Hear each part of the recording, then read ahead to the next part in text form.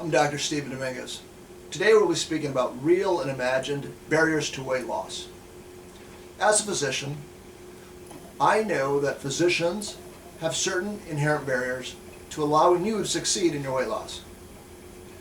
We are reticent to diagnose based on perceived social stigma, the time constraints that it takes to counsel and to maintain your weight regimen, and we doubt the efficacy of available treatments.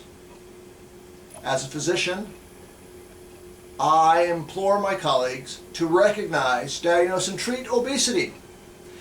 In doing so, we will be able to effectively decrease morbidity or disease, mortality, death, and allow you to have an increase in longevity and an increase in your quality of life. The barriers for adult patients are twofold. Most patients are either indifferent or are very in tune to their health care. Either way, we recognize there are biological differences, psychological differences, socioeconomic differences, and behavioral patterns that influence the onset and the maintenance of obesity. Please do not assume that weight gain is due to a normal aging process. This is a fallacy. This is resignation. You must take control of the situation, accept it for what it is, and then work with your physician to diet and exercise. Remember, your diet should include a high-dose protein, a low-fat, and a moderate carbohydrate calorie count. Children and obesity is disastrous.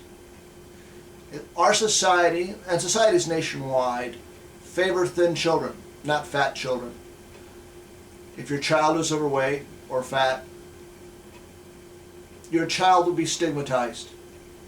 The stigma will either be expressed by the child in a variety of emotional patterns, or the child will become introverted. Either way, the psychological and emotional destruction that occurs is high. It's high today and it'll be even higher tomorrow. This decreased self-esteem will be self-evident.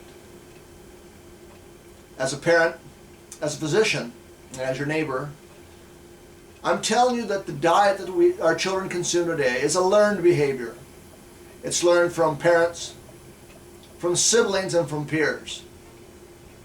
We must eat appropriately and correctly and allow our children to see us doing so, and encourage and implore them to likewise do so when we're not around to visualize what they're eating. Physical activity. In the days of my grandparents, there was an extreme amount of physical activity. Today, as a physician, I sit behind a desk. What do? Do you go out with your children and run? Do you play tennis, basketball? Do you play soccer or football, baseball? Or do you sit at home watching TV and allow your children to play computer games? We must increase physical activity. As a physician and as a business owner, I applaud Disney, who on October 17, 2006, employed a worldwide process in which they would only promote their name to healthy foods. So therefore, no more French fries or Cokes at Disneyland in their meals. These are the real and imagined barriers to weight loss. I hope that this has been helpful and will allow you to recognize, address, and overcome any weight-related issues for you, for your children, and your entire family. God bless.